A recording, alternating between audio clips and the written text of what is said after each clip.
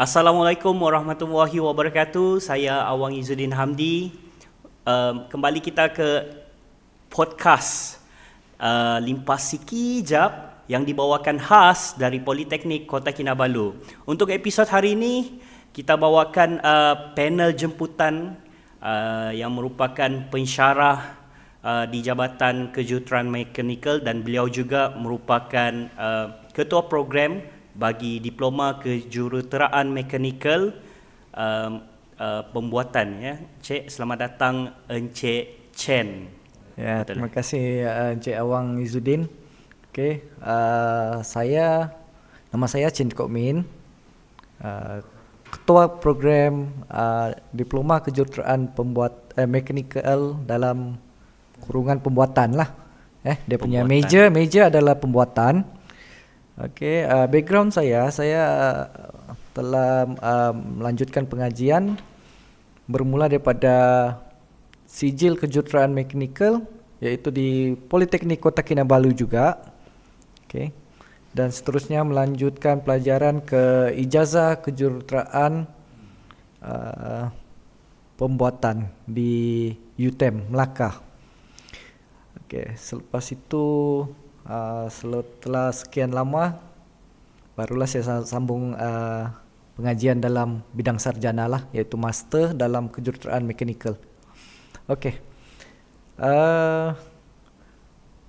kejuruteraan pembuatan. Okey, ramai yang kurang ni kan. So Okey, itu sajalah. Cik Chen, Ya. berapa lama di Poli KK ni, berkhidmat di Poli KK? Okey, saya telah berkhidmat di Politeknik Kota Kinabalu selama kalau setakat ni setelah berpindah daripada Politeknik Kuching iaitu 2 tahun lah. Tetapi sejarah perkhidmatan saya bermula daripada Politeknik Kota Kinabalu juga pada tahun 2009 sehingga tahun 2012, iaitu selama 3 tahun lah sebelum pindah bertugas di Politeknik Kuching Sarawak daripada tahun 2012 hingga 2022. Okey, dan barulah kembali ke Politeknik Kota Kinabalu untuk memberikan perkhidmatan saya lah. Sepanjang kerjaya Encik Chen lah kan, sebagai ketua program, bukan saja pensyarah, malah memegang portfolio sebagai ketua program di bidang Diploma Kejuruteraan Mekanikal Pembuatan ni. Apa tugas utama dan peranan Encik Chen dalam menggalas tanggungjawab sebagai ketua program? Okey, tugas utama sebagai ketua program adalah sebagai dia seperti mengawal kurikulum lah, mengawal kurikulum dalam program. Okey, supaya program yang ditawarkan adalah memberikan manfaat, memberikan kita macam mana cakap benefit benefit iaitu macam peluang kepada pelajar yang akan masuk ke bidang kejuruteraan. Okey, dan juga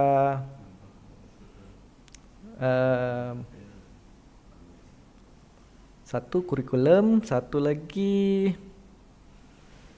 inilah kita akan promosi lah, memberikan promosi, dan yang akhir sekali itu adalah inilah kita buat pengagihan tugas kepada staf kan. Ya. Okay, staf di bawah saya pun ada dekat lebih kurang sekarang ni setakat ni 18 orang lah. Okay. Tapi tugas utama memang lebih kepada kurikulum. Ya, kurikulum. Dari segi dari tabi urus lah kan, program itu sendiri. Betul. Okey, berbalik kepada tugas dan tanggungjawab sebagai ketua program. Boleh Encik Chen ceritakan sendiri sebenarnya apa sebenarnya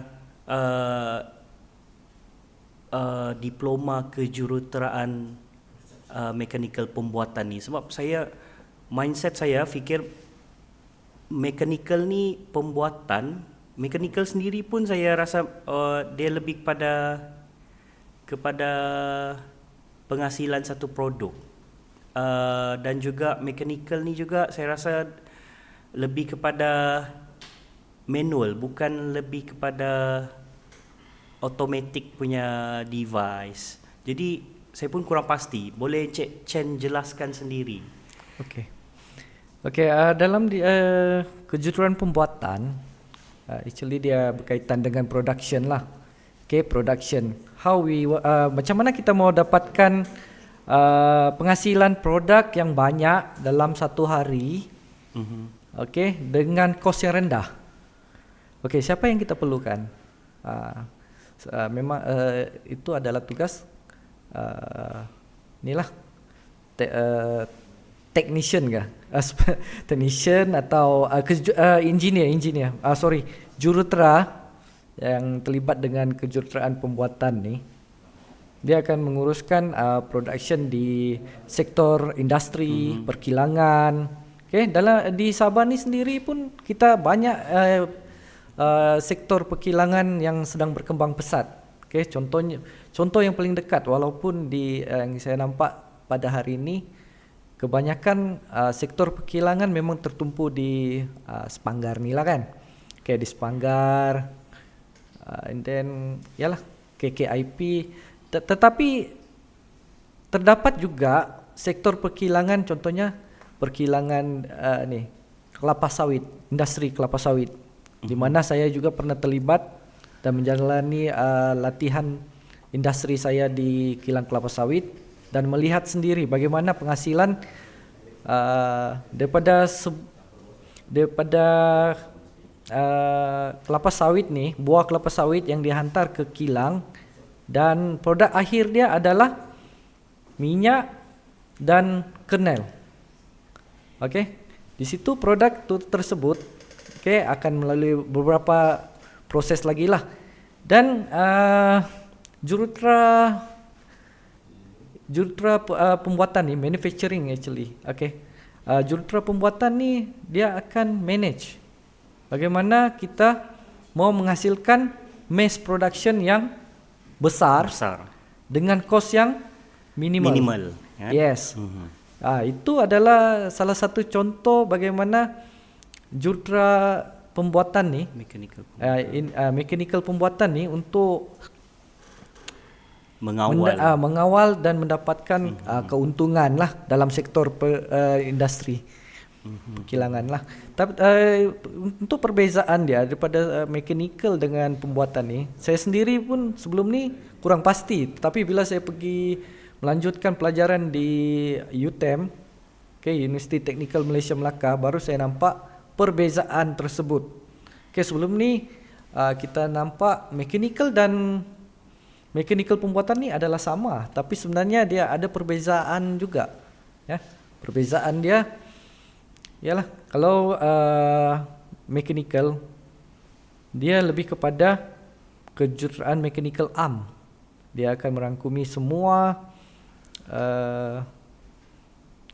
disiplin mechanical, tetapi mechanical pembuatan ni dia akan menggunakan advanced machining. Advanced machining maksud dia seperti EDM, wire cut, CNC, robotik lah. Dia banyak daripada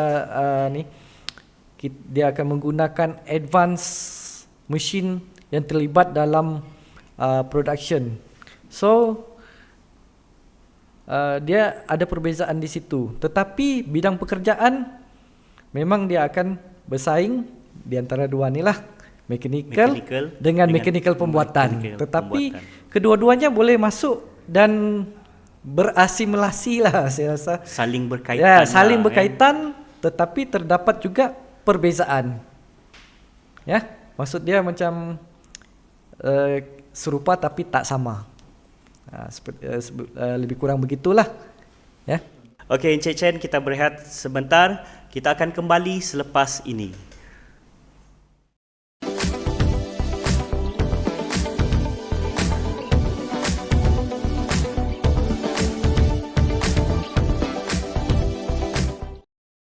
Kita bertemu kembali ke siri podcast limpas sekejap bersama Encik Chen. Ya. Okay, Encik Chen, kita teruskan soalan Ya, boleh. mengenai diploma kejuruteraan mekanikal pembuatan. Okay. Okey. Apakah syarat sebenarnya kemasukan untuk kita masuk daftar sebagai seorang pelajar ke dalam program diploma kejuruteraan mekanikal pembuatan ini? Okey. Terima kasih Encik Awang Izzuddin. Okey, syarat kemasukan ke dalam bidang ke diploma kejuruteraan mekanikal pembuatan ni, syarat dia lulus bahasa Melayu, lulus bahasa Inggeris, okey, yang mengambil SPM lah, dan 3 dan matematik mesti kepujian lah. Matematik, sains mesti kepujian. Dan yang satu lagi syarat dia di mana-mana mata pelajaran yang mendapat kepujian lah untuk syarat kemasukan ke dalam untuk mengambil diploma ni. Tetapi untuk yang SPM 2013 ke atas ni, okey, pelajar yang telah mengambil SPM 2013 ke atas, dia perlu lulus sejarah juga. Ya. Lulus sejarah, mata pelajaran sejarah. Ya, betul. Adakah pelajar yang bukan dalam bidang sains, contohnya bidang akaun atau ekonomi, bolehkah daftar untuk boleh. diploma Boleh. ni? Ya, boleh. Tidak ada jadi masalah kepada yang pelajar yang background dia daripada sekolah menengah bukan daripada bidang sains juga boleh masuk untuk di sinilah peluang anda untuk mengambil atau terlibat dengan bidang kejuruteraan. Okey. Kerana syarat kemasukan dia tidak terlalu ketat lah. Kelayakan pun sudah, saya rasa hampir semua pelajar yang lepasan SPM ni, tidak kira dia dalam bidang sastra, bidang ekonomi, okey, bidang sukan pun boleh. Dengan syarat dia ada ambil mata pelajaran sains dan matematik. Okey. Itulah yang syarat mudah untuk kita pelajar memohon ke bidang kejuruteraan ni. Okey, dan sebenarnya apa objektif pengajian diploma kejuruteraan mekanikal pembuatan ni secara amnya? Boleh Cik Chen ceritakan? Okey, secara amnya, alright. Tujuan atau objektif diploma kejuruteraan mekanikal pembuatan ni diwujudkan adalah untuk menyediakan pekerja separa mahir lah. Okey, pekerja separa mahir yang terlibat dalam bidang kejuruteraan. Okey, untuk kita bekalkan kepada industri yang berkembang pesat sekarang ni. Kalau kita tengok banyak bidang-bidang pekerjaan dan banyak investor daripada luar kan. Investor daripada luar, terutama daripada international, dan pada hari ini apabila kita ke KKIP ni kita ada nampak 2 kilang mega. Okey, boleh dikatakan mega lah. Okey, itu kilang daripada Korea, SK Nexelis. Okey, dan juga daripada China, Kibing. Okey, yang terlibat dalam solar lah. Okey, di situ di setiap kilang ni memerlukan beribu pekerja yang mempunyai latar belakang kejuruteraan lah. Okey, kerana mereka menghasilkan produk. Okey, bila kita dengar menghasilkan produk ni, okey, of course dia adalah terlibat dengan pembuatan. Okey, pembuatan, okey, atau kita lebih kenali sebagai manufacturing. Okey, itu adalah salah satu kelebihan lah untuk mengambil untuk terlibat dalam untuk ambil diploma kejuruteraan pembuatan mekanikal pembuatan ni. Inilah tujuan kita wujudkan diploma ni untuk menyediakan pekerja separa mahir ni lah dalam industri. Sebenarnya saya rasa bila saya tengok, bila saya lihat banyak kelebihan sebenarnya pelajar ni. Ya. Okey, mengikuti program pengajian mekanikal pembuatan ni sebenarnya. Ya. Jadi kalau lebih lanjut lagi, Encik Chen mungkin boleh ceritakan apakah kelebihan yang lain yang akan diterima oleh pelajar ataupun graduan bila mengikuti program ini. Okey, okey, kalau dari semasa, okey, peluang pelajar ni terlibat dengan yang mengambil diploma kejuruteraan mekanikal pembuatan ni, bila berada di politeknik dia akan diberikan pendedahan dengan penggunaan mesin advance, mesin yang terkini. Okey, mesin terkini yang ada di dalam industri. Okey, contohnya EDM, wirecut, dan paling yang selalu kita dengar adalah CNC. CNC ni kita masukkan programming dan masukkan programming di komputer, dan komputer akan hantar maklumat tu kepada mesin untuk menjalankan kerja-kerja penghasilan produk.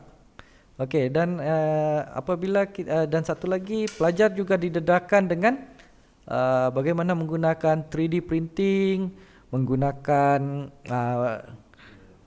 software contohnya Autodesk, AutoCAD, Kiranya Fusion. multitasking lah. Ya, multitasking, ya betul. Peroleh. Ya, dalam pembuatan ni bila berada di politeknik, inilah yang pelajar dibekalkan, disediakan, dilengkapkan sebelum betul-betul pergi bekerja di bidang masing-masing lah.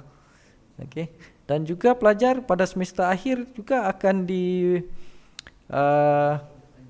dia akan menjalani satu projek. Dia akan menjalankan projek di mana pelajar akan mengeluarkan idea.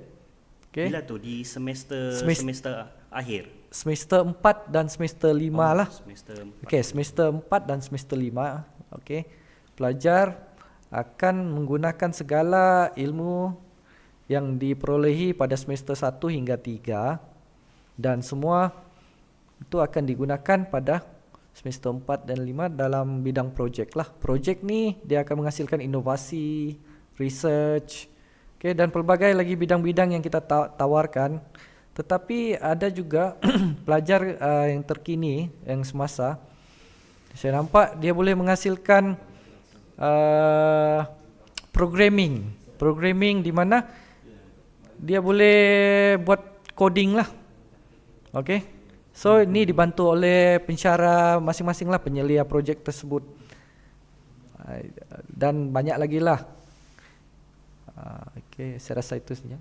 Ya. Sepanjang kerjaya Encik Chen lah kan, sebagai pensyarah dan juga ketua program bagi program mekanikal pembuatan ni, kejayaan yang telah dikecapi oleh Encik Chen sendiri sebagai pensyarah dan juga pelajar maupun graduan, boleh Cik jelaskan?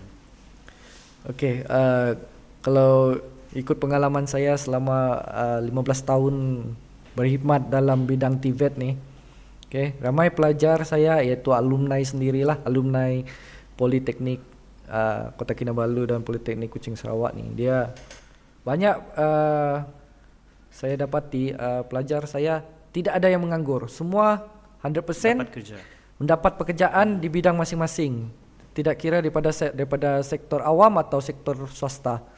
Okey, dan bila ada juga pelajar saya lebih berjaya daripada saya. Maksud saya, wow.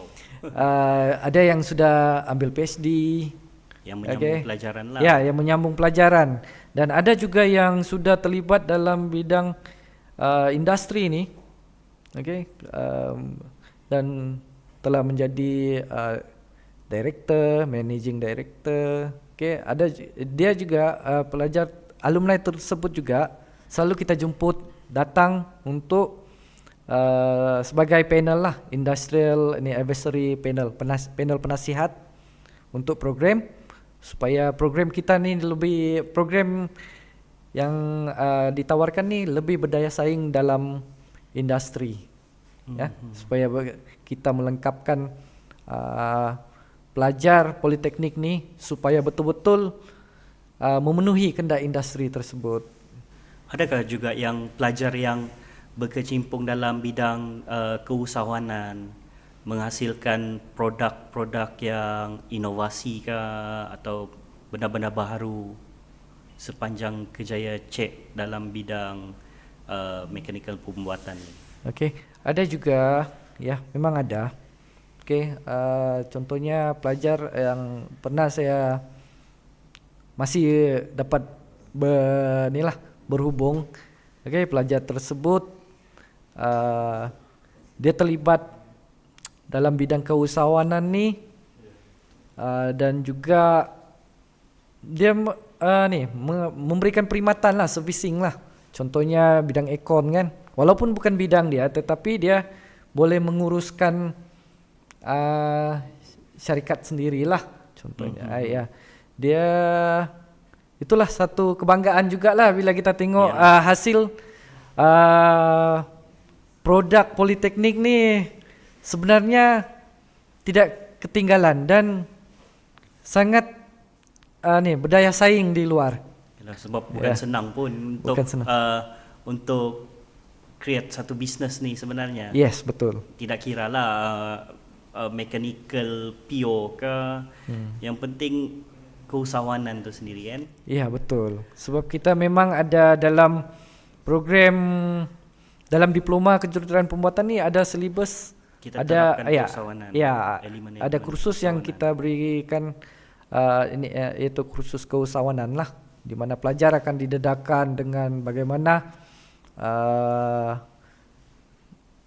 kita menyelia, kita menjalankan perniagaan, apa yang perlu dibuat, bagaimana mengira seperti mengira profit, keuntungan, okey, dan bagaimana perlu sustain, okey, supaya dia boleh bertahan lama lah, kan, dia punya perniagaan tu boleh bertahan lama. Ya, sustainability. Ya, betul. Okey, sebelum kita mengakhiri podcast kita, satu soalan lagi saya tanyakan dengan Encik Chen. Ya. Apakah cabaran sebenarnya sebagai seorang pensyarah dan juga cabaran yang Encik Chen nampak kepada pelajar dan juga graduan alumni yang sudah menamatkan pengajian. Okey. Cabaran kalau setakat ni, mungkin kita boleh tengoklah Encik Chen, cabaran dari segi dalaman di dalam politeknik dan juga cabaran di luar yang kita boleh selepas tengok belajar lah. Ya. Okey, pertama sekali dalam campus lah, in campus. Okey, pelajar kita, cabaran dia, pensyarah mengajar dengan pelajar ni. Pelajar mungkin tidak ada background sains kan? Sains, betul. Okey, dan satu lagi mungkin matematik atau sains, dia punya foundation basic dia kurang. Dia kurang. Tetapi bila datang ke politeknik, jangan risau. Pensyarah dia memang semua berkelayakan. Okey. Tetapi yalah, kita perlukan kesabaran juga lah untuk mengajar kan. Kita bagi sedikit pendekatan approach secara perlahan lah kan. Ya, untuk kita memang pensyarah di sini memang akan membantu. Tapi memang itulah cabaran dia lah. Ya, pelajar. Cabaran dari segi penggunaan mesin atau keupayaan mesin-mesin yang sedia ada. Macam mana pula Encik Chen? Adakah mesin-mesin yang sekarang kita ada ni up to date? Maksudnya kita boleh guna pakai dan boleh bekalkan sub skill kepada pelajar untuk dibawa ke industri. Okey, sebenarnya program yang ditawarkan di politeknik memang akan cuba menyediakan mesin yang terkini, mesin yang terkini dan kebiasaannya memang banyak diguna pakai di industri, di sektor perkilangan. Okey, satu lagi contohnya mesin yang ada sekarang, EDM wire cut, CNC milling, CNC lathe. Oh, itu kita ada lah semua. Ada. Ya, ada. Dan yang biasa kita nampak sekarang ni semua orang boleh guna adalah additive manufacturing. Additive manufacturing ni dia adalah 3D printing. 3D printing. Ya. Pelajar bukan sahaja akan buat percetakan tersebut lah, tetapi dia akan belajar design dahululah. Okay, rule of mereka design. didedahkan dengan design. Yes, macam mana kita mau design sesuatu produk menggunakan software. Software memang kita biasanya software ni itu AutoCAD lah yang terdekat. AutoCAD memang digunakan secara meluas di dalam bidang industri. Okay, pelajar kita memang semuanya dapat ramai yang diperlukan di dalam industri kerana mempunyai kebolehan untuk menggunakan software AutoCAD ni, Autodesk ya. Okay, itu cabaran dalaman yang kita dapat lihat lah. Cik Chen sendiri rasai. Bagaimana pula cabaran luaran yang Cik Chen nampak sendiri dalam kalangan pelajar-pelajar, terutama pelajar-pelajar yang sedang atau bakal ke industri, sama ada mereka praktikal kah, menjalani latihan industri ataupun bekerja terus. Okay. Cabarannya iaitu persaingan di luar semasa pelajar pergi latihan industri atau terus bekerja. Okay. Cabaran biasanya majikan setakat ni tidak juga persaingan mendapatkan pekerjaan tu sukar sangat, tidak. Kebanyakan alumni mungkin dalam tempoh 6 bulan tu sahaja dia sedang mencari pekerjaan dan dia terus dapat pekerjaan, tetapi persaingan di antara banyak pemohon-pemohon dalam bidang yang sama, kejuruteraan lain. Ya, kejuruteraan yang lain. Kita pun dalam kesuntukan masa, Encik Chen, apapun terima kasih kerana sudi meluangkan masa bersama kami di dalam podcast Limpas Sikijap. Dan tuan-tuan dan puan, kita berhenti setakat ini dan kita akan sambung di episod yang akan datang. Kita cuba untuk merungkai pelbagai topik berkenaan dengan program pengajian yang ditawarkan di Politeknik Kota Kinabalu. Apapun, sekian dan terima kasih.